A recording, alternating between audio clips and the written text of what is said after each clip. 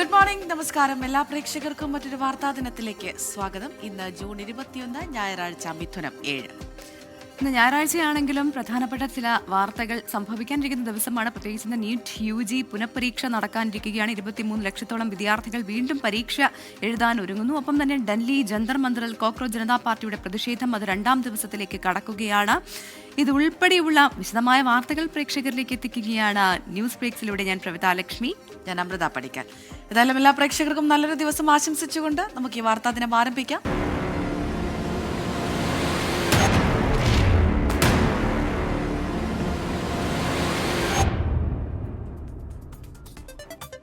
ഇനി വിശദമായ വാർത്തകൾ നോക്കാം.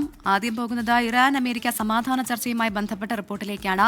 ഇന്ന് സമാധാന ചർച്ച സ്വിറ്റ്സർലൻഡിൽ തുടങ്ങും എന്നുള്ളതാണ് ഏറ്റവും പ്രധാനപ്പെട്ട വാർത്ത. മധ്യസ്ഥ രാജ്യമായ പാകിസ്ഥാൻ ചർച്ചയ്ക്കായി American vice president JD Vance സ്വിറ്റ്സർലൻഡിലേക്ക് പുറപ്പെട്ടിട്ടുണ്ട്. അതേസമയം ലബനോണിലെ ഇസ്രായേൽ ആക്രമണത്തെ തുടർന്ന് ഇറാൻ ഹോർമുസ് കടലിടുക്ക് വീണ്ടും അടച്ചത് സമാധാന ശ്രമത്തിന് തിരിച്ചടിയാകുമോ എന്നാണ് ആശങ്ക. അമേരിക്കയിൽ നിന്ന് മധു കൊട്ടാരക്കര വിവരങ്ങൾ നൽകാനായി ചേരുന്നുണ്ട്. മധു, ഗുഡ് മോർണിംഗ്. ഏറ്റവും പ്രധാനം ഇതിപ്പോഴിതാ ചർച്ചയ്ക്ക് തുടക്കമാവുകയാണ്. മധ്യസ്ഥ രാജ്യമായ പാകിസ്ഥാൻ തന്നെ അത് അറിയിച്ചിട്ടുണ്ട്. ഒരു ശുഭപ്രതീക്ഷ വെക്കുന്നതിൽ കാര്യമുണ്ടോ? Good morning Pravitha, Amritha. ശുഭപ്രതീക്ഷയ്ക്ക് സമയമായിട്ടില്ല. കാര്യം വലിയ ആശങ്കയോടുകൂടിയാണ് ഈ ചർച്ചകൾക്ക് ഇന്ന് സ്വിറ്റ്സർലൻഡിൽ തുടക്കമിടുന്നത്. അതിന്റെ പ്രധാന കാരണം ഹോർമുസ് കടലിടുക്ക് അടച്ചതായിട്ട് ഇറാൻ പ്രഖ്യാപിച്ചിരിക്കുകയാണ്. എന്നാൽ US സൈന്യം അവരുടെ സെൻട്രൽ കോം ഇത് നിഷേധിച്ചിട്ടുണ്ട്. JD വാൻസും ഇന്ന് രാവിലെ ഒരു ടെലിവിഷൻ അഭിമുഖത്തിൽ ഹോർമുസ് കടലിടുക്ക് തുറന്നു കിടക്കുക തന്നെയാണെന്നാണ് പറഞ്ഞത്. ഇതുവഴി കപ്പലുകൾ പോയതായിട്ട് സ്ഥിരീകരിക്കുകയും ചെയ്തിട്ടുണ്ട്. ലെബനനെതിരെ ഇസ്രായേൽ നടത്തിയ ആക്രമണമായിരുന്നു ഈ ഹോർമുസ് കടലെടുത്ത് പെട്ടെന്ന് അടയ്ക്കുവാനുള്ള കാരണം. ഏതാണ്ട് 32 പേരോളം കൊല്ലപ്പെട്ടെന്നാണ് ഏറ്റവും ഒടുവിൽ ലഭിക്കുന്ന റിപ്പോർട്ട്. തെക്കൻ ലെബനനിലാണ് പുലർച്ചെ ഇസ്രായേൽ ഈ ആക്രമണം നടത്തിയത്. അത് മാത്രമല്ല 14 ഇന കരാർ, അതായത് വെടിനിർത്തൽ കരാറിലെ ഒരു പ്രധാന ഇറാന്റെ ഒരു നിർദ്ദേശമായിരുന്നു ലെബനനിലെ ഇസ്രായേലിന്റെ ആക്രമണങ്ങൾ നിർത്തണമെന്നുള്ളത്. അതാണ് ലംഘിക്കപ്പെട്ടിരിക്കുന്നത്. ഏതായാലും JD Vance US vice president സ്വിറ്റ്സർലൻഡിലേക്ക് പുറപ്പെട്ടു കഴിഞ്ഞു. Iran parliament speaker Mohammad Bagher ഗാലിബാഫും അതുപോലെ ഇറാന്റെ വിദേശകാര്യ മന്ത്രി അബ്ബാസ് അറാക്ചിയുടെ നേതൃത്വത്തിലുള്ള ഇറാൻ പ്രതിനിധി സംഘം ഇതിനോടകം തന്നെ സ്വിറ്റ്സർലൻഡിൽ എത്തിയിട്ടുണ്ട്. ഇതിന് മധ്യസ്ഥത വഹിക്കുന്ന പ്രധാന രാജ്യമായ പാകിസ്ഥാന്റെ പ്രധാനമന്ത്രി ഷഹബാസ് ഷരീഫും അതുപോലെ പാകിസ്ഥാന്റെ സൈനിക മേധാവി അസീം മുനീറും ചർച്ചയിൽ പങ്കെടുക്കും. അതേസമയം ഈ ഹോർമുസ് കടലിടുക്കില് 60 ദിവസത്തേക്ക് കപ്പൽ ചുങ്കം ഏർപ്പെടുത്തുവാൻ അനുവദിക്കില്ലെന്ന് ഡൊണാൾഡ് ട്രംപ് പ്രഖ്യാപിച്ചിട്ടുണ്ട്. അമേരിക്ക ഇത് ഒരുപക്ഷെ ഈ 60 ദിവസത്തിന് ശേഷം ഒരു സർവീസ് ഫീ പോലെ ഒരു ടോൾ ചുമത്തുവാനുള്ള സാധ്യതയും ഡൊണാൾഡ് ട്രംപ് ഒരു സൂചന പോലെ നൽകുന്നുണ്ട്. നമുക്ക് ഏറെ സന്തോഷം തരുന്ന ഒരു വാർത്ത, 3 ഇന്ത്യൻ കപ്പലുകൾ ഏതാണ്ട് 8,60,000 മെട്രിക് ടണ്ണുള്ള ഓയിലോടുകൂടി ഈ ഹോർമുസ് കടലിടുക്ക് കടന്ന് ഇന്ത്യ ലക്ഷ്യമാക്കി സഞ്ചരിച്ചു തുടങ്ങിയിട്ടുണ്ട്. 94 കപ്പൽ ജീവനക്കാരാണ് ഈ കപ്പലിലുള്ളത്. അവരും സുരക്ഷിതമായിട്ട് ഹോർമുസ് കടലിടുക്ക് കടന്നിട്ടുണ്ട്. പ്രവിത, അമൃത. ശരി, അതാണ്. അപ്പോൾ ഹോർമസ് കടലിടുക്ക് അടച്ചിട്ടുണ്ട് ഇറാൻ. അതേസമയം തന്നെ US ഇറാൻ സമാധാന ചർച്ചകൾ സ്വിറ്റ്സർലൻഡിൽ ആരംഭിക്കാൻ പോവുകയാണ്. വലിയ പ്രതീക്ഷയോടെയാണ് ഇതിനെ ലോകം നോക്കിക്കാണുന്നതും. ഇനി രാജ്യത്തേക്ക് വന്നാൽ ഏറ്റവും പ്രധാനപ്പെട്ട വാർത്ത നീറ്റ് പുനഃപരീക്ഷ തന്നെയാണ്. 5000-ലധികം കേന്ദ്രങ്ങളിലായി 22.79 ലക്ഷം വിദ്യാർത്ഥികളാണ് പുനഃപരീക്ഷയ്ക്ക് രജിസ്റ്റർ ചെയ്തിട്ടുള്ളത്. വിവാദങ്ങളെയും ചോദ്യപേപ്പർ ചോർച്ചയെയും തുടർന്ന് റദ്ദാക്കിയ പരീക്ഷ ഇന്ന് വീണ്ടും നടക്കുമ്പോൾ ത്രിതല സുരക്ഷാ ക്രമീകരണങ്ങളാണ് പരീക്ഷാ കേന്ദ്രങ്ങളിൽ ഒരുക്കിയിരിക്കുന്നത്. ബൽറാം നെടുങ്ങാടിയാണ് വിവരങ്ങളുമായി ഡൽഹിയിൽ നിന്ന് ചേരുന്നത്. Balram, good morning. നീറ്റ് പരീക്ഷാ ക്രമക്കേടുമായി ബന്ധപ്പെട്ട വലിയ വിവാദം രാജ്യത്തെങ്ങും അലയടിക്കുകയാണ്. ഇപ്പോഴും CJP ഇതുമായി ബന്ധപ്പെട്ടുള്ള പ്രതിഷേധമൊക്കെ CJPയുടെ ഭാഗത്തും തുടരുന്നതിനിടെയാണ് ഇപ്പോൾ പുനഃപരീക്ഷ വരുന്നത്. ഇന്നത്തെ സുരക്ഷാ ക്രമീകരണങ്ങൾ എങ്ങനെയാണ്? ഒപ്പം തന്നെ വിദ്യാർത്ഥികളെ സമ്മർദ്ദത്തിൽ നിന്നും അധികം സമ്മർദ്ദം നൽകാതിരിക്കാൻ വേണ്ടിയും പ്രത്യേക തരത്തിലുള്ള ഒരുക്കങ്ങളൊക്കെ ഉണ്ടല്ലോ, അതും എങ്ങനെയാകും Balram? Very good morning Pravitha, Amritha. NEET പുനഃപരീക്ഷ ഇന്ന് നടക്കുകയാണ്. ശക്തമായ സുരക്ഷാ ക്രമീകരണങ്ങൾ ഈ പരീക്ഷയോട് അനുബന്ധിച്ച് ഒരുക്കിയിട്ടുണ്ട്. ത്രിതല സുരക്ഷാ ക്രമീകരണങ്ങൾ എന്നാണ് സർക്കാർ അവകാശപ്പെടുന്നത്. കേന്ദ്രസേനയെയും ഒപ്പം തന്നെ പോലീസിനെയും ഉൾപ്പെടെ വിന്യസിച്ചുകൊണ്ടുള്ള ക്രമീകരണങ്ങൾ പരീക്ഷാ കേന്ദ്രങ്ങളിൽ ഒരുക്കിയിരിക്കുന്നു. മെയ് 3 നടന്ന നീറ്റ് പരീക്ഷ, അതിന്റെ ചോദ്യപേപ്പർ ചോർന്നതുമായി ബന്ധപ്പെട്ടുള്ള വിവാദവും പ്രതിഷേധങ്ങളും ഇതുവരെയും അവസാനിച്ചിട്ടില്ല. തുടർന്നാണ് മെയ് 15 വീണ്ടും പുനഃപരീക്ഷ പ്രഖ്യാപിക്കുന്നത്. നടക്കുന്നത്. 38 ദിവസത്തെ ഇടവേളയ്ക്ക് ശേഷം, അതായത് ഇന്ന് പരീക്ഷ നടക്കുമെന്നായിരുന്നു പ്രഖ്യാപനം. തുടർന്ന് വലിയ ക്രമീകരണങ്ങൾ ഇതുമായി ബന്ധപ്പെട്ട് ഒരുക്കി. ഈ പരീക്ഷാ ചോദ്യപേപ്പറുകൾ തയ്യാറാക്കുന്നത് കൂടാതെ ഈ ചോദ്യപേപ്പറുകൾ പരീക്ഷാ കേന്ദ്രങ്ങളിൽ, പരീക്ഷാ ഹബ്ബുകളിൽ എത്തിക്കുന്നത് അടക്കമുള്ള ക്രമീകരണങ്ങൾ. അതിനായി സൈന്യത്തെ, വ്യോമസേനയെയും കേന്ദ്രസേനയെയും ഉപയോഗിച്ചു. തുടർന്ന് ഇന്നലെ മോക്ക് ഡ്രിൽ പൂർത്തിയാക്കിയിരുന്നു. ഈ സുരക്ഷയ്ക്ക് ഒപ്പം തന്നെ പരീക്ഷാ കേന്ദ്രങ്ങളിലും കൃത്യമായി ഈ പരീക്ഷാർത്ഥികളുടെ ഓരോരുത്തരുടെയും ആധാർ കാർഡുകൾ അത് വെരിഫൈ ചെയ്ത ശേഷമായിരിക്കും പരീക്ഷാ കേന്ദ്രങ്ങളിലേക്ക് കയറ്റുക. തുടർന്ന് മെറ്റൽ ഡിറ്റക്ടറുകൾ ഉപയോഗിച്ച് മറ്റ് ഇലക്ട്രോണിക് ഡിവൈസുകളൊന്നും തന്നെ ഉപയോഗിക്കുന്നില്ല, ഘടിപ്പിച്ചിട്ടില്ല എന്ന് ഉറപ്പാക്കും. അതിനുശേഷമായി മാത്രമായിരിക്കും പരീക്ഷാ കേന്ദ്രങ്ങളിലേക്ക് പ്രവേശനം അനുവദിക്കുക. തുടർന്നും CCTVകൾ അടക്കമുള്ള സുരക്ഷാ ക്രമീകരണങ്ങൾ ഈ പരീക്ഷയോട് അനുബന്ധിച്ച് ഒരുക്കിയിട്ടുണ്ട് എന്നുള്ളതും ഇത്തവണത്തെ ഈ പരീക്ഷയുടെ പ്രത്യേകതയാണ്. ചോദ്യപേപ്പർ ചോർച്ച തടയുന്നതിനായി ഈ ചോദ്യപേപ്പറുകൾ തയ്യാറാക്കുന്ന ഘട്ടത്തിൽ, ഒപ്പം തന്നെ അത് ട്രാൻസ്ലേറ്റ് ചെയ്യുന്ന ഘട്ടത്തിൽ എല്ലാം തന്നെ ഈ ഉദ്യോഗസ്ഥരെ പ്രത്യേക രഹസ്യ കേന്ദ്രങ്ങളിൽ പാർപ്പിച്ചുകൊണ്ടായിരുന്നു തയ്യാറാക്കിയത്. ചോർച്ച തടയാൻ ആവശ്യമായ എല്ലാ ക്രമീകരണങ്ങളും ഒരുക്കിയതായാണ് NTA അവകാശപ്പെട്ടത്.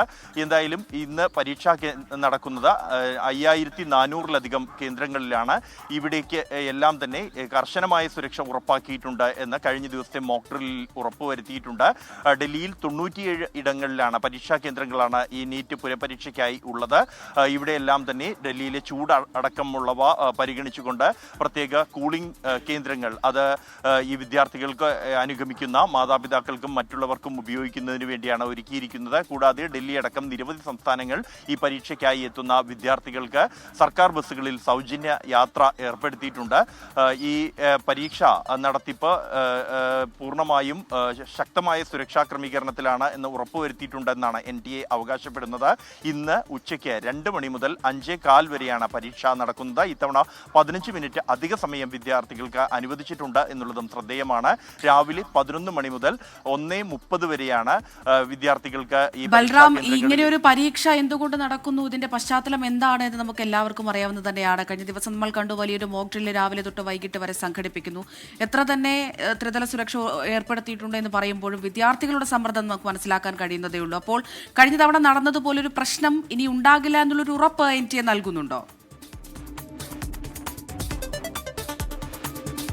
അമൃത, തീർച്ചയായും ഈ വീഴ്ചകൾ ഒഴിവാക്കുന്നതിന് വേണ്ടി ശക്തമായ ക്രമീകരണങ്ങളെല്ലാം തന്നെ ഒരുക്കിയതായി NTA അവകാശപ്പെടുന്നുണ്ട്. അതിനാണ് കേന്ദ്രസേനയെയും വായുസേനയെയും ഉൾപ്പെടെ ഉപയോഗിച്ച് നടത്തിയ പരീക്ഷ നടത്തിപ്പ് എന്നുള്ളത്. അത് ചരിത്രത്തിൽ ആദ്യമായാണ് ഇത്തരത്തിലൊരു നടപടി ഉണ്ടാകുന്നത്. അതേസമയം ഈ ഒരു പരീക്ഷാ ചോദ്യപേപ്പർ ചോർച്ച വലിയ വിവാദങ്ങൾക്ക് വഴിവെച്ചിരിക്കുന്നു. ഒപ്പം തന്നെ ഒട്ടേറെ വിദ്യാർത്ഥികളുടെ ജീവൻ നഷ്ടമായ സാഹചര്യമുണ്ട്. കഴിഞ്ഞ 37 ദിവസങ്ങൾക്കിടെ മാത്രം 12 വിദ്യാർത്ഥികളാണ് ഈ പരീക്ഷാ സമ്മർദ്ദത്തെ തുടർന്ന് ജീവൻ അവസാനിപ്പിച്ചത്.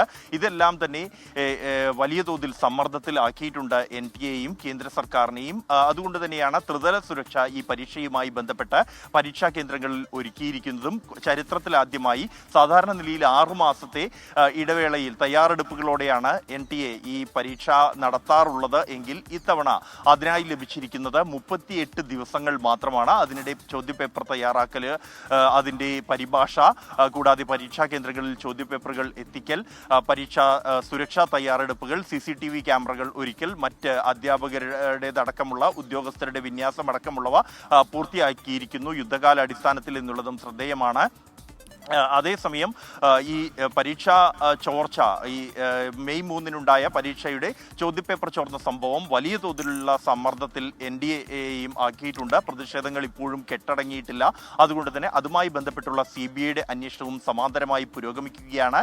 നിരവധി NTA-യുമായി ബന്ധമുള്ള ഉദ്യോഗസ്ഥരടക്കം നിരവധി പേർ ഇതിനകം തന്നെ അറസ്റ്റിലായിട്ടുണ്ട്. അതിലുള്ള അന്വേഷണവും പുരോഗമിച്ചുകൊണ്ടിരിക്കുകയാണ്. എന്തായാലും ഇന്ന് നടക്കാനിരിക്കുന്ന ഈ നീറ്റ് പുനഃപരീക്ഷ, അതിലെ യാതൊരു വിധത്തിലുള്ള അട്ടിമറികളും നടക്കാതിരിക്കാൻ ആവശ്യമായ മുഴുവൻ ക്രമീകരണങ്ങളും പൂർത്തിയായിട്ടുണ്ട് എന്ന് തന്നെയാണ് NTA അവകാശപ്പെടുന്നത്. പ്രവിത, അമൃത. ബൽറാം, അതുപോലെ തന്നെ നമുക്കറിയാം ഇങ്ങനെ പുനഃപരീക്ഷ നടക്കുന്നു എന്ന് പറയുമ്പോഴും വിട്ടുകളയാൻ പാർട്ടികൾ തയ്യാറാകുന്നില്ല എന്നുള്ളത് തന്നെയാണ്. കഴിഞ്ഞ ദിവസം വലിയൊരു പ്രതിഷേധം നമ്മൾ കണ്ടു. ഇതിനു മുമ്പുണ്ടായിരുന്ന പ്രതിഷേധത്തെക്കാൾ നിരവധി ആളുകൾ, നിരവധി യുവാക്കൾ അവിടെ വന്നു ചേരുന്ന കാഴ്ചകൾ നമ്മൾ കണ്ടു. ഇന്നും പ്രതിഷേധത്തിന് ആഹ്വാനം ചെയ്തിട്ടുണ്ട്. 9 മണിക്ക് ആളുകളോട് എത്തിച്ചേരണം, CJP കോക്രോച്ചുകളോട് എത്തിച്ചേരണം എന്നുള്ളൊരു ആഹ്വാനമൊക്കെ അഭിജിത് ദീപ്കെ നൽകിയിട്ടുണ്ടല്ലോ. അമൃത, ഈ നീറ്റ് പുനഃപരീക്ഷ ഇന്ന് നടക്കാനിരിക്കെ തന്നെയാണ് നീറ്റ് പരീക്ഷയിലെ ചോദ്യപേപ്പർ ചോർന്നത് അടക്കമുള്ള വിഷയങ്ങൾ, വിദ്യാർത്ഥികളുടെയും യുവാക്കളുടെയും വിഷയങ്ങൾ മുൻനിർത്തിയുള്ള പ്രതിഷേധം അത് ഡൽഹി ജന്തർ മന്ദറിൽ തുടരുകയാണ്.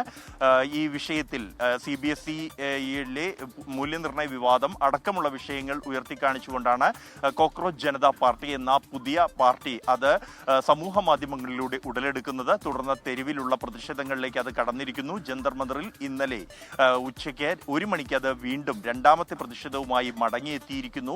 ആദ്യ പ്രതിഷേധത്തെക്കാൾ വ്യത്യസ്തമായി കൃത്യമായി തന്നെ ആസൂത്രണം ചെയ്ത ഒരു പ്രതിഷേധം, ഒപ്പം തന്നെ വലിയ തോതിലുള്ള വിദ്യാർത്ഥികളുടെയും യുവജനങ്ങളുടെയും പങ്കാളിത്തവും ആ പ്രതിഷേധത്തിന് ഉണ്ടായിരുന്നു.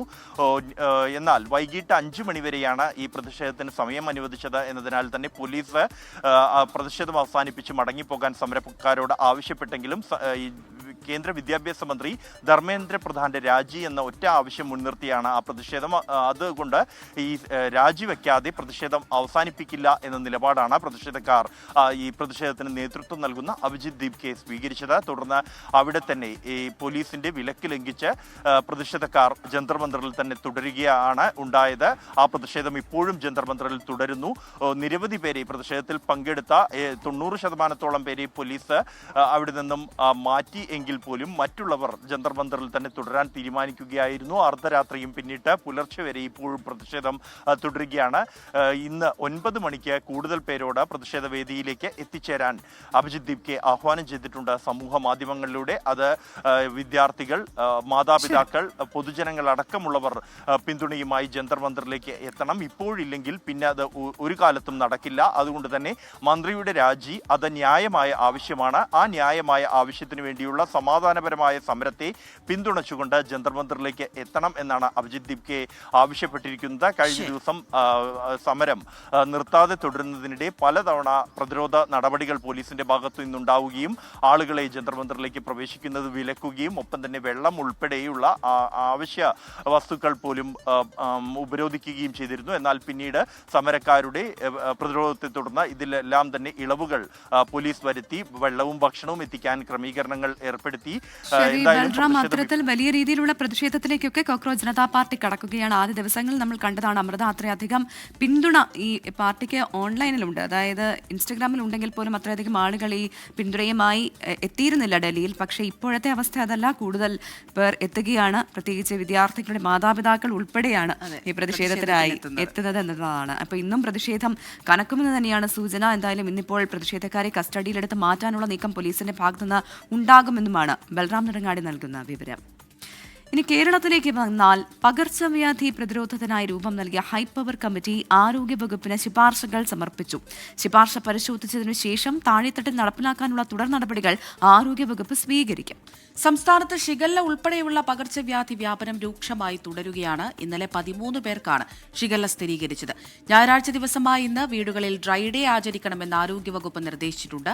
ആരോഗ്യമന്ത്രി കെ മുരളീധരൻ കവടിയാറിലെ സ്വവസതിയിൽ ഡ്രൈ ഡേയുടെ ഭാഗമായി ശുചീകരണ പ്രവർത്തികൾ നടത്തും. ഇനി നമുക്ക് നിപ്പ ബാധിതന്റെ ആരോഗ്യനില കൂടി പരിശോധിക്കേണ്ടതുണ്ട്. കോഴിക്കോട് മെഡിക്കൽ കോളേജിൽ ചികിത്സയിൽ കഴിയുന്ന നിപ്പ രോഗബാധിതന്റെ നില അതീവ ഗുരുതരമായി തുടരുകയാണ്. ജില്ലയിൽ പുതിയ നിപ്പ കേസുകളോ സമ്പർക്ക പട്ടികയിൽ പുതിയ ആളുകളോ ഉൾപ്പെട്ടിട്ടില്ല എന്നുള്ളതാണ് ആശ്വാസകരം. സമ്പർക്ക പട്ടികയിലുള്ള ആരോഗ്യ പ്രവർത്തകയുടെ ഫലം നെഗറ്റീവാണ്. നിലവിൽ 104 പേരാണ് സമ്പർക്ക പട്ടികയിൽ ഉള്ളത്. വീര്യം കുറഞ്ഞ മദ്യത്തിന് നികുതി കുറച്ച ബജറ്റ് പ്രഖ്യാപനത്തിനെതിരെ പ്രതിഷേധം ശക്തമാക്കാൻ പ്രതിപക്ഷം. നിയമസഭയ്ക്കകത്തും പുറത്തും വിഷയം ശക്തമായി ഉന്നയിക്കാനാണ് നീക്കം.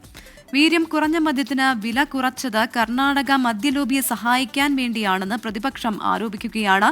ഇതിൽ അഴിമതിയുണ്ടെന്നും ആരോപണമുണ്ട്. വീര്യം കുറഞ്ഞ മദ്യത്തിന് വില കുറച്ചതോടെ മദ്യവ്യാപനം രൂക്ഷമാകുമെന്നും പ്രതിപക്ഷം ആരോപിക്കുകയാണ്. ജിബിൻ ജെബിയാണ് തിരുവനന്തപുരത്ത് നിന്ന് ചേരുന്നത്. Jibin, good morning. അങ്ങനെ വലിയ പ്രതിഷേധം പ്രതിപക്ഷത്തിന്റെ ഭാഗത്ത് നിന്ന് ഈ ബജറ്റിന് ശേഷം ഉണ്ടാകുന്നുണ്ട്.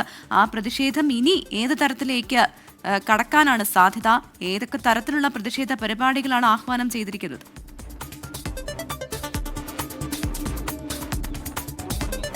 Good morning. ഇപ്പോൾ ഈ ബജറ്റിന് ശേഷം ഏറ്റവും അധികം പ്രതിപക്ഷം ഇപ്പോൾ ആയുധമാക്കി മുന്നോട്ട് കൊണ്ടുവരികയും പ്രതിഷേധം അറിയിക്കുകയും ചെയ്തിരിക്കുന്നത് ഈ വീര്യം കുറഞ്ഞ മദ്യത്തിന്റെ വില കുറച്ചതുമായി ബന്ധപ്പെട്ടാണ്.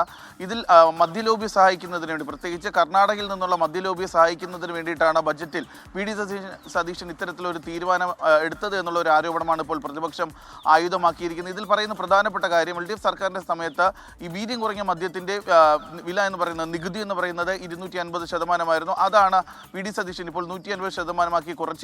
ഇത് മദ്യലോബിയെ സഹായിക്കുന്നതിന് വേണ്ടി വലിയ രീതിയിൽ കാരണമാകും. അത് മാത്രമല്ല, മദ്യം ഉപയോഗിക്കുന്നവരുടെ എണ്ണം കൂട്ടുന്നതിന് വേണ്ടിയും ഇത് കാരണമാകും എന്നുള്ള ഒരു ആരോപണമാണ് ഇപ്പോൾ പ്രതിപക്ഷം ആയുധമാക്കിയിരിക്കുന്നത്. സഭയ്ക്കകത്തും പുറത്തും ഇത് വലിയ രീതിയിൽ തന്നെ പ്രതിഷേധം അറിയിക്കാനാണ് ഇപ്പോൾ LDF തീരുമാനിക്കുകയും ചെയ്തിരിക്കുന്നത്. കഴിഞ്ഞ ദിവസം നമ്മൾ കണ്ടതാണ്, മുൻ എക്സൈസ് വകുപ്പ് മന്ത്രി, അതുപോലെ തന്നെ മുൻ ധനകാര്യ വകുപ്പ് മന്ത്രി, CPM സംസ്ഥാന സെക്രട്ടറി എന്നിവർ വലിയ രീതിയിലുള്ള ഒരു പ്രതിഷേധമാണ് ഇതിൽ അറിയിക്കുകയും ചെയ്തിട്ടുള്ളത്. പക്ഷേ ഇതിൽ UDF ഇപ്പോൾ പ്രതിരോധം തീർക്കുകയാണ്. കാരണം LDF സർക്കാരാണ് ഇത്തരത്തിൽ വീര്യം കുറഞ്ഞ മദ്യം നിർമ്മിക്കുന്നതിന് വേണ്ടി ഡിസ്റ്റിലറികൾക്ക് അനുമതി കൊടുത്തത് എന്നുള്ളൊരു കാര്യമാണ് കഴിഞ്ഞ ദിവസം എക്സൈസ് വകുപ്പ് മന്ത്രി M. ലിജു പറയുന്നത്. പക്ഷേ ഇതിൽ UDFന്റെ അകത്ത് നയപരമായ ഒരു തീരുമാനം ഉണ്ടായിട്ടില്ല എന്നുള്ള ഒരു കാര്യം കൂടി M. ലിജു അറിയിക്കുകയും ചെയ്തിട്ടുണ്ട്. എന്തായാലും വലിയ രീതിയിലുള്ള ഒരു പ്രതിഷേധം ശക്തമാവുകയാണ്.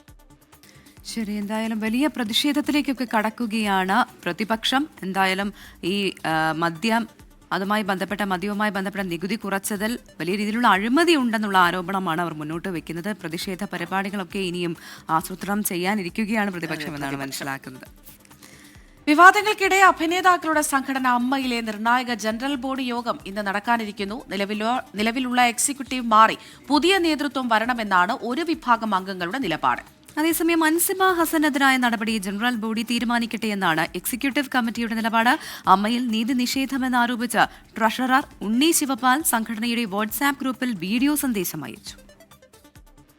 അമ്മയിലെ എലക്ട് ചെയ്ത ഒരു ട്രഷറർ പുറത്ത് നിൽക്കേണ്ടി വരുന്നു അകാരണമായി. 12-ാം തീയതി, അതായത് മെയ് 12-ാം തീയതി ഒരു എക്സിക്യൂട്ടീവ് കമ്മിറ്റി മീറ്റിംഗ് കൂടുകയും അതിൽ ഓൺലൈൻ ഞാൻ പങ്കെടുക്കുമ്പോൾ എനിക്ക് പറയാണ്ടെന്ന് പറഞ്ഞത് കേൾക്കാതെ അവസാനം നെറ്റ്വർക്ക് പോയ സമയത്തേക്കും ഞാൻ തിരിച്ചു വരുമ്പോഴും മീഡിയയിലൂടെയാണ് ഞാൻ കാണുന്നത് ഉണ്ണി ശിവപാലിനെ അവർ തൽക്കാലത്തേക്ക് ലീവിന് പറഞ്ഞയച്ചു. ഇത് ഏത് നിയമത്തിൻ്റെ അടിസ്ഥാനത്തിലാണ്? അമ്മയുടെ ഏത് ഖണ്ഡികയിലാണ് അങ്ങനെ ഒരു തീരുമാനം എടുക്കാൻ അധികാരമുള്ളത്? കാരണം എന്നെ കേൾക്കാതെ, ഞാൻ പറയുന്ന കാര്യങ്ങൾ കേൾക്കാതെ, ഒരു സ്റ്റാഫ് പറഞ്ഞ കാര്യങ്ങൾ കേട്ടുകൊണ്ട് ഞാൻ ആദ്യമേ പറഞ്ഞു, ഞാൻ കൊടുക്കാൻ തയ്യാറാണ്. എൻ്റെ മൊബൈൽ, എൻ്റെ വാട്സപ്പ് ചാറ്റ്, എൻ്റെ യൂബർ യാത്രകൾ, അതുകൂടാതെ പോളിഗ്രാഫ് ടെസ്റ്റ് പോലെ ഞാൻ തയ്യാറാണ്. അതൊരു വിദഗ്ധ കമ്മിറ്റിയിലൂടെ ഈ കമ്മിറ്റിയിലെ എത്ര എക്സിക്യൂട്ടീവ് മെമ്പേഴ്സിനെ തയ്യാറാവും? ഞാൻ ചാലഞ്ച് ചെയ്യുന്നു. കാരണം ഒരു തെറ്റ് പോലും ചെയ്യാതെ എന്നെ ഇങ്ങനെ ക്രൂശിക്കുകയാണെങ്കിൽ എൻ്റെ കുടുംബത്തിനും എൻ്റെ ബന്ധുക്കൾക്കും എൻ്റെ വേണ്ടപ്പെട്ട സുഹൃത്തുക്കൾക്കും എന്നെ ഇഷ്ടപ്പെടുന്ന അമ്മയിലെ, എന്നെ വിശ്വസിക്കുന്ന അമ്മയിലെ മെമ്പേഴ്സിനും അടിയാണ് തന്നിരിക്കുന്നത്. കാലം തെളിയിക്കേണ്ട ചില സത്യങ്ങളുണ്ട്. അതുകൊണ്ട് ഈ 21-ാം തീയതി ജനറൽ ബോഡിയിലാണ് എൻ്റെ വിശ്വാസം. ഞാൻ ഇതുവരെ ഒരു മീഡിയയുടെ മുന്നിൽ വന്ന് ഒരു കാര്യം സംസാരിച്ചിട്ടില്ല. ലിഡിയ ജേക്കബ് ഉണ്ട് കൊച്ചിയിൽ നിന്ന് വിവരങ്ങൾ നൽകാനായി. Lydia, good morning. ഇന്ന് വളരെ നിർണായകമായ അമ്മയുടെ യോഗം ചേരാനിരിക്കുന്നു. നമുക്കറിയാം, വളരെ നാണക്കേടുണ്ടാക്കിക്കൊണ്ട് അമ്മയ്ക്കുള്ളിൽ നടക്കുന്ന പ്രശ്നങ്ങളൊക്കെ കാണുന്നുണ്ട്. അപ്പോൾ ഒരുപാട് പ്രശ്നങ്ങൾക്ക് ഇന്ന് പരിഹാരം കാണേണ്ടതുണ്ട്. അതിനിടയിലാണ് ഉണ്ണി ശിവപാലിന്റെ ഒരു വീഡിയോ പുറത്തു വരുന്നത്. അകാരണമായി പുറത്താക്കിയെന്നൊക്കെ അദ്ദേഹം പറയുന്നുണ്ട്. പിന്നിലെ കാരണങ്ങളൊക്കെ നമുക്കറിയാം.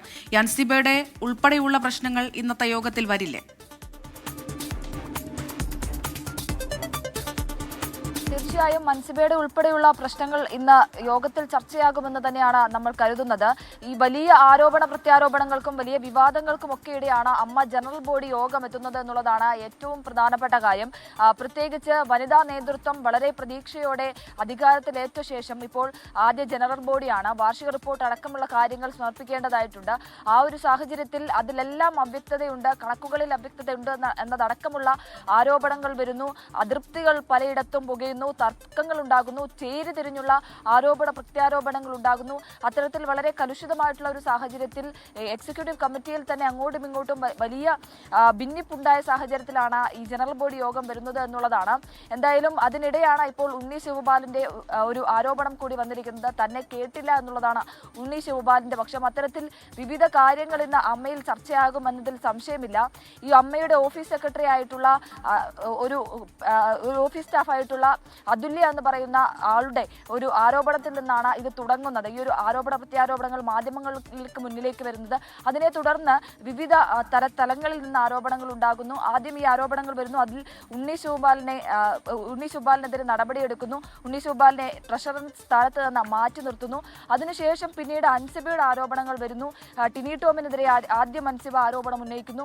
തുടർന്ന് ലക്ഷ്മിപ്രിയക്കെതിരെ ആരോപണം ഉന്നയിക്കുന്നു. തന്നെ വേണ്ട വിധത്തിൽ എക്സിക്യൂട്ടീവ് കമ്മിറ്റി പരിഗണിച്ചില്ല, പ്രത്യേകിച്ച് ഭാരവാഹികൾ പരിഗണിച്ചില്ല, പ്രസിഡന്റോ സെക്രട്ടറിയോ പരിഗണിച്ചില്ല എന്നടക്കമുള്ള കാര്യങ്ങൾ അൻസിബ ഉന്നയിക്കുന്നു. ഈ കാര്യങ്ങളിൽ ഇപ്പോൾ അൻസിബ നടപടി നേരിടാൻ കൂടി പോവുകയാണ് എന്നുള്ളതാണ്. അതിൽ അൻസിബയ്ക്കെതിരെയുള്ള നടപടി അത് ജനറൽ ബോഡി തീരുമാനിക്കട്ടെ എന്നാണ് നിലവിൽ എക്സിക്യൂട്ടീവ് കമ്മിറ്റിയുടെ പക്ഷം. ഈ വനിതാ നേതൃത്വം മാറണമെന്ന ഒരു പക്ഷത്തിന് അല്ലെങ്കിൽ ഒരു വിഭാഗത്തിന് നിലപാടുണ്ട്. പക്ഷെ അത് എത്രത്തോളം അമ്മയെ ബാധിക്കുമെന്നതടക്കമുള്ള കാര്യങ്ങൾ കാണേണ്ടതായിട്ടുണ്ട്. മുതിർന്ന താരങ്ങളുടെ അഭിപ്രായം അനുസരിച്ച് നിലവിൽ ഈ ഒരു വനിതാ നേതൃത്വത്തെ മാറ്റിയാൽ അത് വലിയ രീതിയിൽ അമ്മയ്ക്ക് പേരുദോഷമാവും എന്നുള്ളതടക്കമുള്ള വിലയിരുത്തലുകളുണ്ട്. കോളിളക്കം സൃഷ്ടിച്ച വിസ്മയ കേസിന് ഇന്നേക്ക് 5 ആണ്ട്. സ്ത്രീധന പീഡനത്തെ തുടർന്നാണ് കൊല്ലം നിലമേൽ സ്വദേശിയായ വിസ്മയ 2021 ജൂൺ 21 ഭർത്തൃവീട്ടിൽ ജീവനൊടുക്കിയത്. കേസിൽ ഭർത്താവ് കിരൺകുമാർ കുറ്റക്കാരനെന്ന് കണ്ടെത്തിയ കോടതി 10 വർഷം തടവും 12.5 ലക്ഷം രൂപ പിഴയും ശിക്ഷ വിധിച്ചിട്ടുണ്ടായിരുന്നു. കേസിന്റെ നാൾ വഴിയിലേക്ക്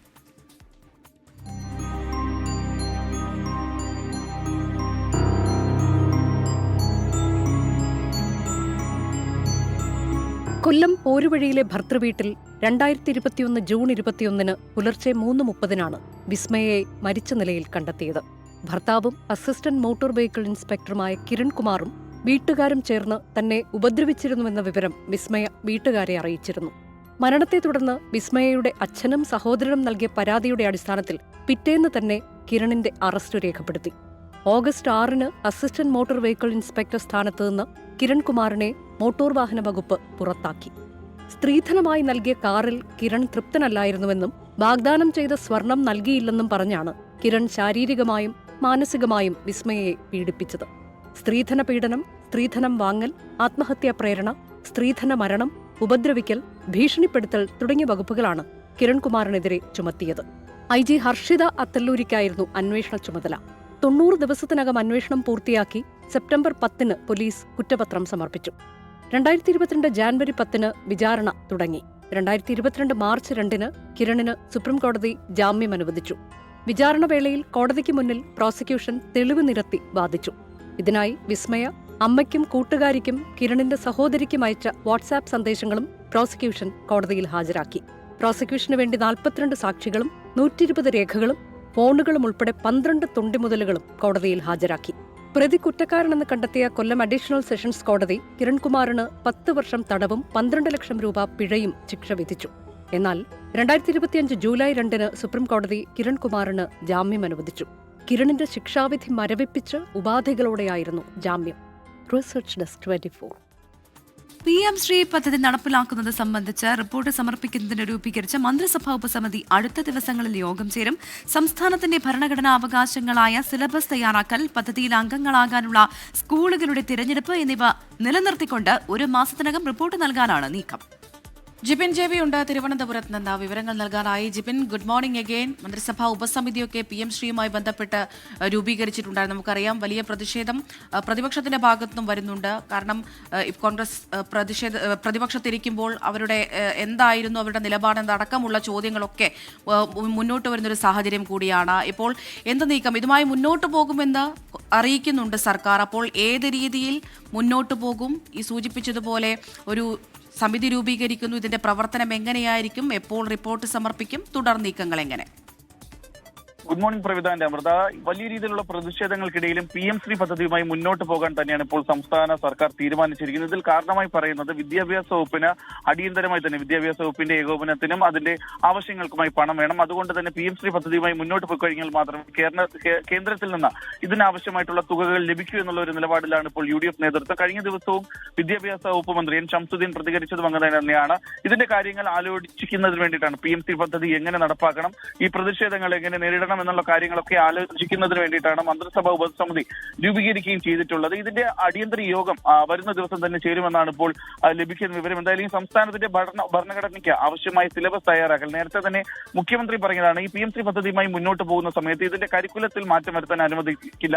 അങ്ങനെ കരിക്കുലത്തിൽ ഒരു മാറ്റം വരണമെന്നുണ്ടെങ്കിലും അത് ഈ ഉപസമിതി, അതായത് മന്ത്രിസഭ ഉപസമിതി ചേർന്നുകൊണ്ട് അതിലായിരിക്കും ഇത്തരത്തിലുള്ള കാര്യങ്ങൾ തീരുമാനിക്കുക എന്നുള്ള ഒരു കാര്യമാണ് വിദ്യാഭ്യാസ വകുപ്പും അതുപോലെ തന്നെ സംസ്ഥാന സർക്കാരും അറിയിച്ചിരിക്കുന്നത്. പക്ഷേ വലിയ രീതിയിലുള്ള ഒരു പ്രതിഷേധത്തിൽ തന്നെയാണ് പ്രതിപക്ഷമുള്ളത്. കഴിഞ്ഞ ദിവസവും SFI സംസ്ഥാന കമ്മിറ്റിയുടെ നേതൃത്വത്തിൽ സെക്രട്ടേറിയറ്റ് മാർച്ചിൽ ധർണയുമുണ്ടായിരുന്നു. അതിൽ എടുത്തു പറയേണ്ട കാര്യം എന്ന് പറയുന്നത് യൂത്ത് ലീഗാണ് ഇപ്പോൾ നിർണായകമായിട്ടുള്ള നിലപാട് ഇക്കാര്യത്തിൽ അറിയിച്ചിരിക്കുന്നത്. യൂത്ത് ലീഗിന്റെ വള്ളിക്കുന്ന് കമ്മിറ്റിയൊക്കെ തന്നെ ഇതിൽ വ്യക്തമായി തന്നെ അവരുടെ നിലപാട് വ്യക്തമാക്കിയതാണ്. യൂത്ത് ലീഗിന്റെയും അതുപോലെ തന്നെ MSFന്റെ പല നേതാക്കളും ഇതിൽ PMC പദ്ധതിയുമായി മുന്നോട്ട് പോകുന്നതിൽ തങ്ങൾക്കുള്ള എതിർപ്പ് അറിയിക്കുകയും ചെയ്തിട്ടുള്ളൂ. കഴിഞ്ഞ ദിവസം SFI വെല്ലുവിളിച്ചതും അങ്ങനെ തന്നെയാണ്. കാരണം KSU കഴിഞ്ഞ വർഷങ്ങൾ, അതായത് മുൻ സർക്കാർ ഈ PMC പദ്ധതി ഒപ്പിടുന്ന സമയത്ത് KSU അവരുടെ നിലപാട് വ്യക്തമാക്കിയത് യാതൊരു കാരണവശാലും PMC പദ്ധതി സംസ്ഥാനത്ത് നടപ്പാക്കാൻ സാധിക്കില്ല എന്നുള്ള ഒരു നിലപാടാണ് അന്ന് KSU യൂത്ത് കോൺഗ്രസ് ഉൾപ്പെടെയുള്ളവർ സ്വീകരിച്ചിരുന്നത്. എന്താണ് അവരുടെ ഇപ്പോഴത്തെ നിലപാട്, അത് വ്യക്തമാക്കണം എന്നുള്ള ഒരു കാര്യം കൂടി SFI ആവശ്യമായി ഉന്നയിക്കുകയും ചെയ്തിട്ടുണ്ട്. എന്തായാലും വലിയ പ്രതിഷേധങ്ങൾക്കിടയിലും ഈ മന്ത്രിസഭാ ഉപസമിതി രൂപീകരിച്ച് അതിൽ നിർണായകമായ തീരുമാനങ്ങളെടുത്ത് PMC പദ്ധതിയുമായി മുന്നോട്ട് പോകാനാണ് ഇപ്പോൾ സംസ്ഥാന സർക്കാരിന്റെയും വിദ്യാഭ്യാസ വകുപ്പിന്റെയും തീരുമാനം.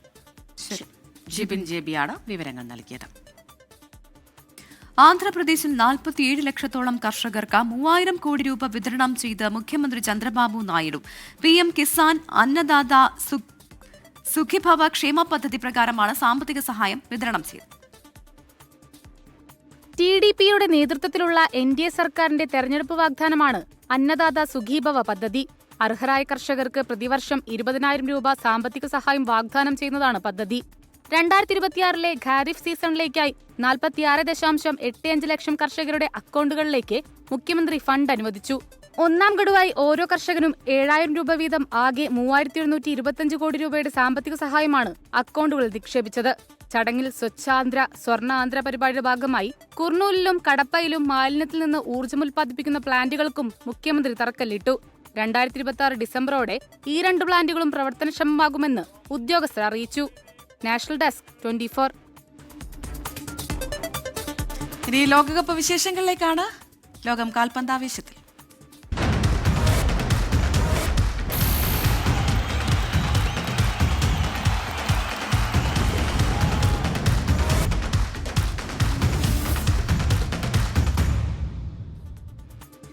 ഫിഫ ലോകകപ്പിൽ നാടകീയ തിരിച്ചുവരവോടെ ജർമ്മനി നോക്കൌട്ടിൽ. 1-2 ഗോളുകൾക്ക് ഐവറി കോസ്റ്റിനെ പരാജയപ്പെടുത്തി.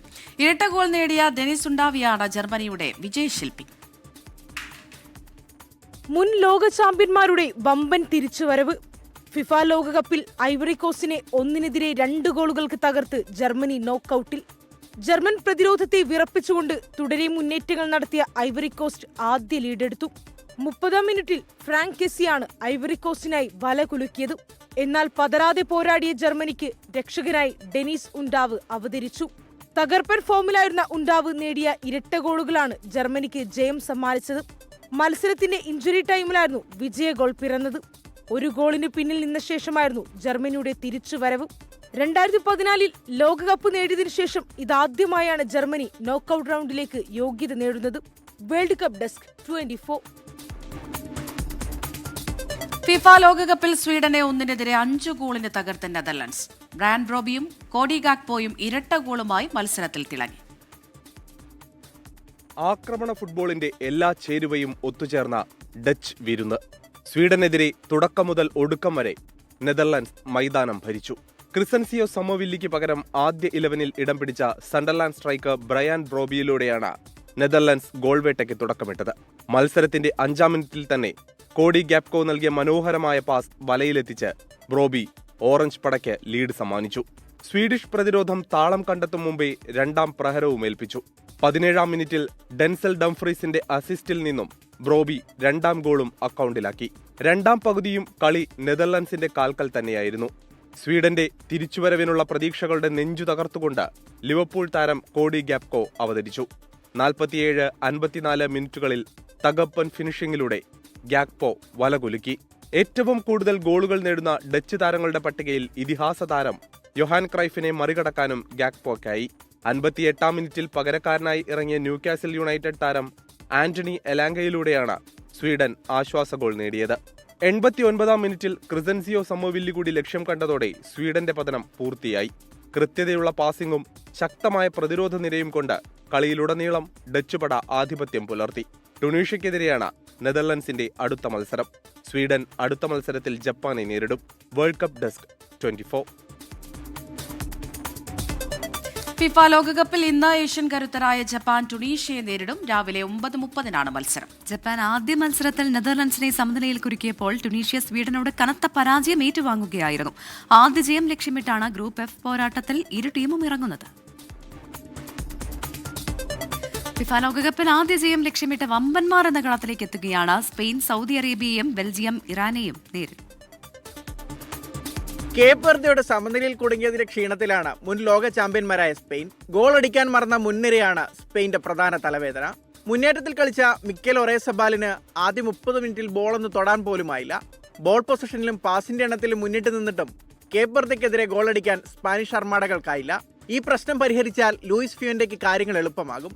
കഴിഞ്ഞ മത്സരത്തിൽ പകരക്കാരെ കളത്തിലിറങ്ങിയ ലെമീൻ യമാലും നിക്കോ വില്യംസും ആദ്യ ലെവലിൽ തിരിച്ചെത്താൻ സാധ്യത കുറവാണ്. യുറുഗ്വയെ സമനിലയിൽ തളച്ചതിന്റെ ആത്മവിശ്വാസത്തിലാണ് സൗദി എത്തുന്നത്. ഇന്ത്യൻ സമയം രാത്രി 9:30-നാണ് മത്സരം. ഈജിപ്തിനോട് സമനിലയിൽ കുരുങ്ങിയാണ് ബെൽജിയത്തിന്റെ വരവ്. തോൽവിയിൽ നിന്ന് രക്ഷപ്പെട്ടത് സെൽഫ് ഗോളിൽ. ഗോളടിക്കാത്ത മുന്നേറ്റം നിര തന്നെയാണ് ബെൽജിയത്തിന്റെയും തലവേദന. ഗ്രൂപ്പിൽ നിന്ന് അടുത്ത റൗണ്ടിലേക്ക് മുന്നേറണമെങ്കിൽ ബെൽജിയത്തിൽ നിന്ന് ജയിച്ചേ തീരൂ. മറുവശത്ത് ന്യൂസിലൻഡിനെ സമനിലയിൽ തളച്ചതിന്റെ ആത്മവിശ്വാസത്തിലാണ് ഏഷ്യൻ കരുത്തരായ ഇറാൻ. കളത്തിനകത്തും പുറത്തും ഒരേപോലെ പൊരുതുകയാണ് ലോകകപ്പിൽ ഇറാൻ. രാത്രി 12:30-നാണ് മത്സരം. 2 വട്ടം ചാമ്പ്യന്മാരായ ഉറുഗ്വയ്ക്ക് കേപ്പ് വെർദെയാണ് എതിരാളികൾ. ദുർബലമായ മുന്നേറ്റ നിരയുമായി വോസിഞ്ഞയെയും സംഘത്തെയും എങ്ങനെ മറികടക്കുമെന്നതാണ് ചോദ്യം. കരുത്തരായ സ്പെയിനിനെ സമനിലയിൽ തളച്ചത് കേപ്പ് വെർദെയുടെ ആത്മവിശ്വാസം ഇരട്ടിയാക്കിയിട്ടുണ്ട്. സ്പെയിനെതിരെ പുറത്തെടുത്ത പ്രതിരോധ പൂട്ട് തന്നെയാകും ഉറുഗ്വയ്ക്കെതിരെയും പുറത്തെടുക്കുക. World cup desk 24. ലോകമെമ്പാടുമുള്ള ഫുട്ബോൾ ആരാധകരുടെ ആവേശത്തിനൊപ്പം ചേരുകയാണ് കളമശ്ശേരി പോലീസ് സ്റ്റേഷനിലെ ഉദ്യോഗസ്ഥരും. മറ്റൊരു സ്റ്റേഷനിലും ഇല്ലാത്ത വിധം ഇഷ്ട ടീമുകളുടെ കൊടികളും തോരണങ്ങളും കട്ടൌട്ടുകളും കൊണ്ട് ആകെ മൊത്തം ഫുട്ബോൾ വൈബാണ് അവിടെ. സോഷ്യൽ മീഡിയയിലും ട്രെൻഡിംഗ് ആണ് ഇപ്പോൾ ഈ സ്റ്റേഷൻ. ലിഡിയ ജേക്കബ് തയ്യാറാക്കിയ റിപ്പോർട്ടിലേക്കാണ്.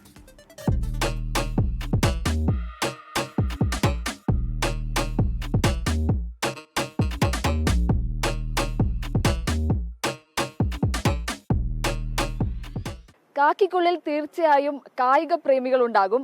ഈ ഫുട്ബോൾ ആയതോടെ ഈ കായിക പ്രേമികൾ എല്ലാം ഉണർന്നിരിക്കുകയാണ്. നമ്മളുള്ളത് കളമശ്ശേരി പോലീസ് സ്റ്റേഷന് മുന്നിലാണ്. എനിക്ക് പിന്നിൽ ഈ കാണുന്നത് പോലെ തന്നെ മനോഹരമായിട്ടുള്ള കൊടി തോരണങ്ങൾ കൊണ്ടും വിവിധ രാജ്യങ്ങളുടെ പതാകകൾ കൊണ്ടും കട്ടൗട്ടുകൾ കൊണ്ടും ഒക്കെ നിറഞ്ഞിരിക്കുകയാണ് കളമശ്ശേരി പോലീസ് സ്റ്റേഷൻ എന്നുള്ളതാണ്. റോഡിൽ കൂടി പോകുമ്പോൾ ഇത് കാണാൻ വളരെ മനോഹരമാണ്. അത് മാത്രമല്ല, ഒരു ഫുട്ബോൾ ആരാധന മാത്രമല്ല ഇതിന് പിന്നിലുള്ളത്, മറിച്ച് വലിയൊരു സന്ദേശം കൂടി ഇതിന് പിന്നിലുണ്ട് എന്നുള്ളതാണ് ഏറ്റവും പ്രധാനപ്പെട്ട കാര്യം. എന്തായാലും ഈ ഒരു ആശയത്തിന് പിന്നിലെ പോലീസ് ഉദ്യോഗസ്ഥർ നമ്മോടൊപ്പം ചേരുന്നുണ്ട്. സാർ, എന്താണ് ഇങ്ങനെ ഒരു ആശയത്തിന് പിന്നിൽ? ആശയത്തിന്റെ പിന്നിൽ എന്ന് വെച്ചാൽ 2022 വേൾഡ് കപ്പ് ഇവിടെ ഇതുപോലെ തന്നെ നല്ല രീതിയിൽ ആഘോഷിച്ചിരുന്നു. അപ്പോൾ ഇപ്രാവശ്യം വേൾഡ് വന്നപ്പോൾ എൻ്റെ സഹപ്രവർത്തകരാണ് പറഞ്ഞു ഇങ്ങനെ ഒരു സംഭവം ചെയ്യണമെന്ന് പറഞ്ഞു. അവരാണ് ഇതിൻ്റെ പിന്നിലൊക്കെ നിന്ന ആൾക്കാർ. ഞാൻ അവരെ കൂടെ നിന്നതാണ്. അതിനൊപ്പം തന്നെ ഇപ്പോൾ നമ്മളുടെ ഗവൺമെൻറ്റിൻ്റെ വലിയൊരു പ്രോജക്റ്റ് ആൻറ്റി ഡ്രഗ്സ് പ്രോജക്റ്റ് തൂഫാൻ നടക്കുന്നുണ്ട്. അപ്പോൾ അതിൻ്റെമായിട്ട് ഫുട്ബോളാണ് ലഹരി എന്നുള്ളതാണ് നമ്മളുടെ സ്ലോഗനായിട്ട് കൊടുത്തിട്ടുള്ളത്. അതിനൊപ്പം തന്നെ ഈ സ്പോർട്സിലേക്ക് നമ്മുടെ യുവാക്കളെ കൊണ്ടുവരിക വഴി ഈ ഡ്രഗ്സിൻ്റെ ഉപയോഗം കുറയ്ക്കാനും കൂടുതലുള്ള മറ്റു സ്പോർട്സ് ഐറ്റംസിലേക്ക് നമ്മളുടെ യുവജനങ്ങളെ കൊണ്ടുവരിക എന്നുള്ള പ്രോജക്റ്റാണ്. അതിൻ്റെ ഒപ്പം തന്നെ വേൾഡ് കപ്പും അതിൻ്റെ ഒപ്പം തന്നെ ആൻറ്റി ഡ്രഗ്സ് പ്രോഗ്രാം കൂടി ഒരുമിച്ച് നടക്കുന്ന ഒരു അജണ്ടയാണ് ഞങ്ങളുടെ ഉദ്ദേശം. മുഴുവനും ഫുട്ബോൾ ഫാൻസ് ആണോ സാർ? ഇവിടെ എല്ലാവരും ഫുട്ബോൾ വളരെ സ്നേഹിക്കുന്ന ആളുകളാണ്. അപ്പോൾ കഴിഞ്ഞ വേൾഡ് കപ്പിന് ഇതുപോലെ നമ്മൾ ചെറുതായിട്ട് നടത്തിയുള്ളൂ.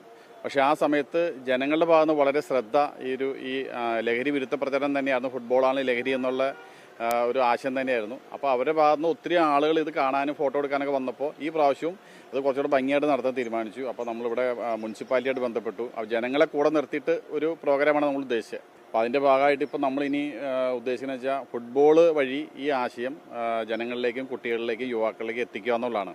നല്ല പ്ലെയേഴ്സ് കൂടി ഉണ്ടോ? പ്രത്യേകിച്ച് പോലീസുകാരാകുമ്പോൾ നന്നായി കളിക്കുന്ന ആളുകളും കൂടി ആയിരിക്കുമല്ലോ. ഇവിടെ നല്ല ടീമുണ്ട്. കളമശ്ശേരി പോലീസ് സ്റ്റേഷനിൽ നല്ല ടീം, നല്ല രീതിയിൽ കളിക്കുന്ന ഫുട്ബോൾ പ്ലേയേഴ്സ് ഒക്കെ ഉണ്ട് ഇവിടെ തന്നെ. ഇപ്പൊ ഏറ്റവും കൂടുതൽ ഫാൻസ് ഉള്ളത് ഏത് ടീമിനാണ്?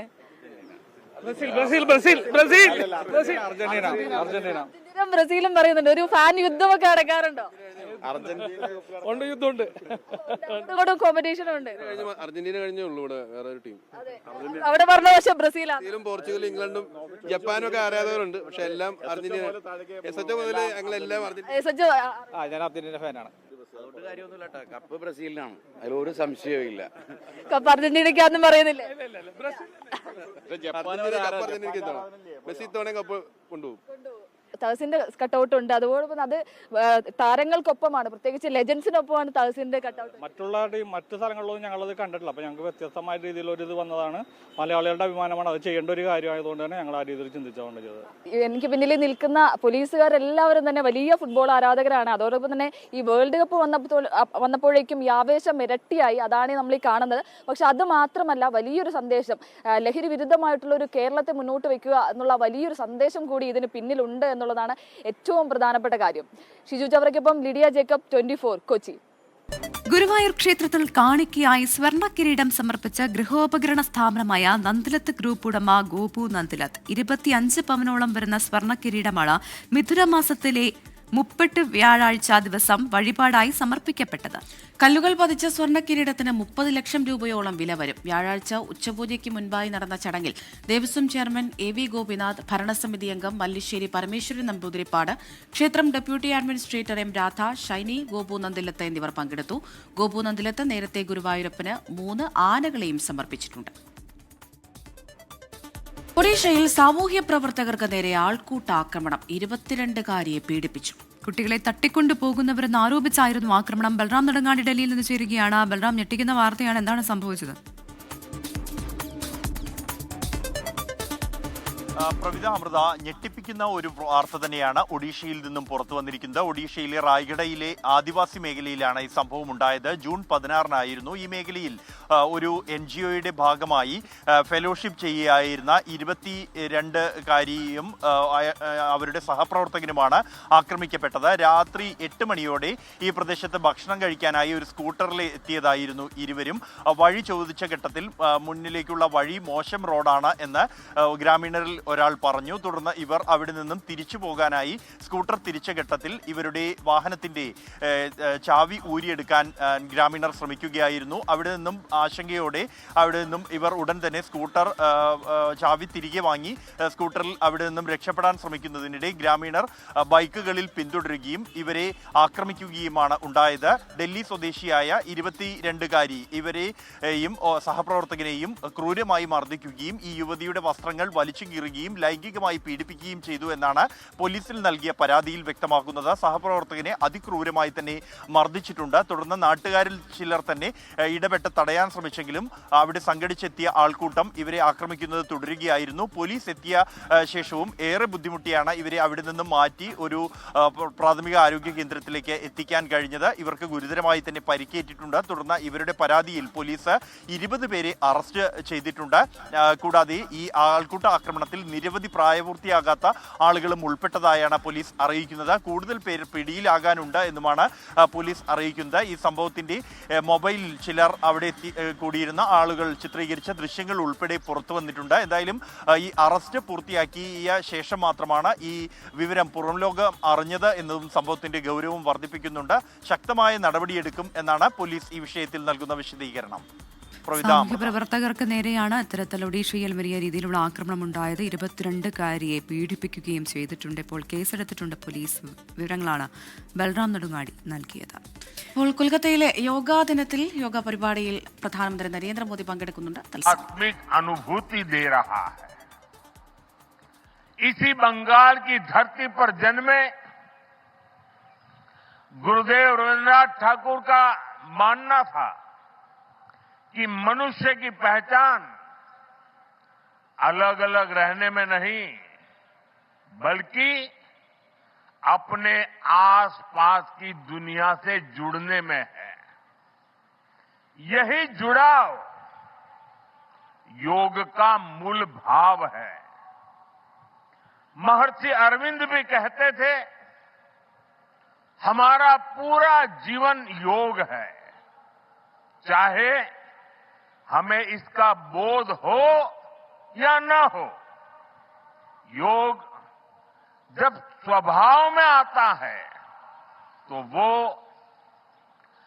मानवीय एकता का आधार बन जाता है। साथियों, योग केवल शारीरिक श्रम का साधन नहीं है, योग किसी एक आयु वर्ग के लिए सीमित भी नहीं है। भारत में हम जानते हैं और देखते आए हैं, योग मानव के जीवन का चेतना के साथ, ऊर्जा के साथ एक प्रकाश भी है। इसलिए इस वर्ष अंतर्राष्ट्रीय योग दिवस ബംഗാളിൽ നടക്കുന്ന യോഗാ ദിന പരിപാടികളിൽ സംസാരിക്കുകയാണ് ഇപ്പോൾ പ്രധാനമന്ത്രി നരേന്ദ്രമോദി. വിവരങ്ങളുമായി ബൽറാം നെടുങ്ങാടി ചേരുന്നുണ്ട്. ബൽറാം, അങ്ങനെ മറ്റൊരു അന്താരാഷ്ട്ര യോഗാ ദിനം കൂടി കടക്കുകയാണ് നമ്മൾ. പ്രത്യേകിച്ച് ഇന്ത്യയെ സംബന്ധിച്ച് ഇന്ത്യ ലോകത്തിന് നൽകിയ ഏറ്റവും വലിയ സംഭാവനകളിൽ ഒന്നാണ് ഈ യോഗ. ഇപ്പോൾ പ്രധാനമന്ത്രി സംസാരിക്കുകയാണ് ബംഗാളിൽ നടക്കുന്ന പ്രത്യേക പരിപാടിയിൽ. എന്തൊക്കെയാണ് വിവരങ്ങൾ? പ്രവിത, ഇന്ന് 12ാമത് അന്താരാഷ്ട്ര യോഗ ദിനം ആചരിക്കുകയാണ്. ഇതിന്റെ ഭാഗമായുള്ള പ്രധാന പരിപാടി ഇത്തവണ നടക്കുന്നത് കൊൽക്കത്തയിലെ റെഡ് റോഡിലാണ്. ആ പരിപാടിക്ക് നേതൃത്വം നൽകുന്നത് പ്രധാനമന്ത്രി നരേന്ദ്രമോദിയാണ്. അദ്ദേഹം തന്നെ ഏതാണ്ട് 45 മിനിറ്റോളം നീണ്ടു നിൽക്കുന്ന യോഗ സെഷന്റെ ഭാഗമായി അദ്ദേഹം തന്നെ ഈ അവിടെയുള്ള യോഗ പരിപാടികൾക്ക് നേതൃത്വം നൽകും. 2015 മുതലാണ് അന്താരാഷ്ട്ര യോഗ ദിനം ആചരിക്കാൻ ആരംഭിച്ചത്. ആ ഘട്ടം മുതൽ തന്നെ യോഗാ ദിന പരിപാടിക്ക് നേതൃത്വം നൽകുന്നത് പ്രധാനമന്ത്രി നരേന്ദ്രമോദിയാണ്. അദ്ദേഹത്തിന്റെ തന്നെ അഭ്യർത്ഥന അനുസരിച്ചാണ് 2014 UN അന്താരാഷ്ട്ര യോഗാ ദിനമായി ജൂൺ 21 പ്രഖ്യാപിച്ചത്. ഇന്ത്യയെ സംബന്ധിച്ചിടത്തോളം അഭിമാനകരമായ ഒരു മുഹൂർത്തം കൂടിയാണ് ഈ അന്താരാഷ്ട്ര യോഗാ ദിനം എന്നുള്ളത്. ഇന്ത്യയിൽ വികസിച്ച ഇന്ത്യയുടെ സ്വന്തമായ ഒരു പരിപാടി, അത് അന്താരാഷ്ട്ര പ്രാധാന്യം അതിന് ലഭിക്കുന്നു. ഒപ്പം തന്നെ ഓരോ വർഷവും ഓരോ അന്താരാഷ്ട്ര യോഗ ദിനത്തിലും അതിൽ പങ്കെടുക്കുന്നവരുടെ എണ്ണത്തിൽ വലിയ തോതിലുള്ള വർധനവുണ്ടാകുന്നു. ആദ്യ യോഗാ ദിനത്തിൽ ഏതാണ്ട് 9 കോടി 10 കോടിക്ക് താഴെ ആളുകളുടെ പങ്കാളിത്തമാണ് അന്താരാഷ്ട്ര തലത്തിൽ ഉണ്ടായത് എങ്കിൽ കഴിഞ്ഞ തവണ അത് 25 കോടിയോളം ജനങ്ങളുടെ പങ്കാളിത്തം അന്താരാഷ്ട്ര തലത്തിൽ യോഗാ ദിന പരിപാടിക്ക് ഉണ്ടായിരുന്നു. ഇന്ന് കൊൽക്കത്തയിൽ നടക്കുന്ന പരിപാടിയിൽ ഏതാണ്ട് 38,000-ഓളം പേർ ഇന്നലെ ഉച്ചയോടെ തന്നെ രജിസ്റ്റർ ചെയ്തിട്ടുണ്ട് എന്നാണ് ഔദ്യോഗികമായി മുഖ്യമന്ത്രി സുവേന്ദു അധികാരി മുന്നോട്ട് വച്ചിരിക്കുന്ന കണക്ക്. കൊൽക്കത്തയിലെ റെഡ് റോഡിലുള്ള ഈ യോഗാ ദിന പരിപാടി അത് ഒരു ഗിന്നസ് റെക്കോർഡ് പരിപാടിയാക്കി മാറ്റാനുള്ള ഒരുക്കങ്ങളിലാണ് സംസ്ഥാന സർക്കാർ ഉള്ളത്. അതിനായി സംസ്ഥാന സർക്കാർ ജീവനക്കാരോടും പൊതുജനങ്ങളോടും ഈ യോഗാ ദിന പരിപാടിയിൽ പങ്കെടുക്കണമെന്ന അഭ്യർത്ഥന അതൊരു വിജ്ഞാപനമായി തന്നെ സർക്കാർ മുന്നോട്ട് വച്ചിരുന്നു. വലിയ തോതിലുള്ള പങ്കാളിത്തം തന്നെ ഈ പരിപാടിക്ക് ഉണ്ട്. 2400ഓളം പ്രദേശങ്ങളിൽ നിന്നുള്ള വ്യത്യസ്ത പ്രദേശങ്ങളിൽ നിന്നുള്ള ആളുകൾ ഈ ഒരു യോഗാ ദിന ആചരണ പരിപാടിയിൽ പങ്കെടുക്കുന്നുണ്ട്. ഇതോടൊപ്പം തന്നെ ഈ കൊൽക്കത്തയിൽ നടക്കുന്ന പരിപാടിക്ക് ഒപ്പം തന്നെ മറ്റ് പ്രധാന നഗരങ്ങളിലെല്ലാം തന്നെ യോഗാ ദിനവുമായി ബന്ധപ്പെട്ടുള്ള പ്രത്യേക പരിപാടികൾ ആസൂത്രണം ചെയ്തിട്ടുണ്ട്. കഴിഞ്ഞ ദിവസങ്ങളിലെല്ലാം തന്നെ ഇതിന്റെ പ്രചരണവുമായി ബന്ധപ്പെട്ടുള്ള പ്രത്യേക പരിപാടികൾ കൊൽക്കത്തയിലും മറ്റ് ഇടങ്ങളിലും ഉണ്ടായിരുന്നു. ഓരോ വർഷവും 2015 മുതൽ ഓരോ വർഷവും വിവിധ നഗരങ്ങൾ കേന്ദ്രീകരിച്ചുകൊണ്ടാണ് അന്താരാഷ്ട്ര യോഗാ ദിന പരിപാടികൾ നടക്കുന്നത്. ആദ്യഘട്ടത്തിൽ അത് ഡൽഹിയിലെ ആയിരുന്നു പ്രധാനമന്ത്രി നേതൃത്വം നൽകിയിരുന്നത് എങ്കിൽ പിന്നീട് പല നഗരങ്ങളിലൂടെ ഇത് പരിപാടികൾ നടത്തിയ ശേഷമാണ് ഒടുവിൽ ഇപ്പോൾ കൊൽക്കത്തയിൽ എത്തിയിരിക്കുന്നത്. പ്രവിത, അമൃത. ശരി, എല്ലാ വർഷവും വലിയ രീതിയിലുള്ള പരിപാടികളാണ് രാജ്യത്ത് നടക്കുന്നത്. ഇന്നിപ്പോൾ പരിപാടി നടക്കുന്നത് കൊൽക്കത്തയിലാണ്. പ്രധാനമന്ത്രി നരേന്ദ്രമോദിയാണ് മുഖ്യാതിഥിയായി എത്തിയിരിക്കുന്നത്. രാജ്യത്തെ സംബന്ധിച്ച് ഏറെ അഭിമാനകരമായ ഒരു ദിവസം കൂടിയാണ് കടന്നുപോകുന്നത്. കൊച്ചിയിൽ അപകടത്തിൽപ്പെട്ട സ്ത്രീക്ക് സ്വന്തം മുണ്ട് നൽകി മാതൃകയായ തൃപ്പൂണിത്തുറ സ്വദേശി ഷാജിയെ ആദരിച്ച് പ്രമുഖ വസ്ത്രവ്യാപാര ബ്രാൻഡായ MCR. ഷാജിക്ക് 1 ലക്ഷം രൂപയുടെ സ്നേഹസമ്മാനവും MCR നൽകി. അപകടത്തിൽപ്പെട്ട സ്ത്രീയെ രക്ഷിച്ച ഷാജിയുടെ ഇടപെടൽ സമൂഹമാധ്യമങ്ങളിലടക്കം വ്യാപക പ്രശംസ നേടിയിരുന്നു. കൊച്ചിയിൽ നടന്ന ചടങ്ങിൽ MCR ചെയർമാൻ MC റോബിൻ നേരിട്ടെത്തിയാണ് ഷാജിക്ക് സമ്മാനത്തുക കൈമാറിയത്. മനുഷ്യത്വവും സാമൂഹിക ഉത്തരവാദിത്വവും ഉയർത്തിപ്പിടിച്ച ഷാജിയുടെ പ്രവൃത്തി അഭിനന്ദനാർഹമെന്ന് റോബിൻ പറഞ്ഞു. അപകടത്തിൽപ്പെട്ട ഒരു സ്ത്രീയുടെ മാനം കേൾക്കാൻ തൻ്റെ ഉടുമുണ്ട് ഊരിക്കൊടുത്ത് കേരളത്തിൻ്റെ കഥാനായകനായ ഷാജിയേട്ടൻ്റെ MCR കോട്ടൺ കമ്പനി വകയായി 1 ലക്ഷം രൂപ ധനസഹായം കമ്പനി വകയായി നൽകുന്നു. ഈ ന്യൂസ് കേട്ടത് ആദ്യമായിട്ട് എൻ്റെ അമ്മയാണ്. അപ്പോൾ അമ്മ ഇന്നലെ എന്നോട് പറഞ്ഞു, ഉടനടി ഈ സഹായം ചെയ്ത് ഈ പുണ്യപ്രവൃത്തി ചെയ്ത ഷാജിനെ ഉടനടി നേരിൽ കാണുകയും ആശംസിക്കുകയും ചെയ്യുന്നത് മാത്രമല്ല MCR വകയായിട്ട് 1 ലക്ഷം രൂപ ഉടനടി സംഭാവന നൽകണമെന്ന് എൻ്റെ അമ്മ ആവശ്യപ്പെട്ടതനുസരിച്ചാണ് ഞാൻ ഇന്ന് ഇവിടെ വന്ന് ഷാജിയുടെ കുടുംബത്തിനെ കാണുന്നതും ഈ സഹായം ചെയ്യുന്നതും. ഇതുപോലത്തെ സഹായം ചെയ്യാനായിട്ട് 100ഓളം സാജിമാർ കേരളത്തിൽ ഉണ്ടാവട്ടെ എന്ന് ഞാൻ ആശംസിക്കുന്നു. നന്ദി. Thank you. ബാങ്ക് അക്കൗണ്ടുകൾ മരവിപ്പിച്ച പോലീസ് നടപടിക്കെതിരെ കോടതിയെ സമീപിക്കാൻ തൃണമൂൽ കോൺഗ്രസ് 440 കോടി നിക്ഷേപമുള്ള 3 HDFC ബാങ്ക് അക്കൗണ്ടുകളാണ് കഴിഞ്ഞ ദിവസം ആരംഭിച്ചത്.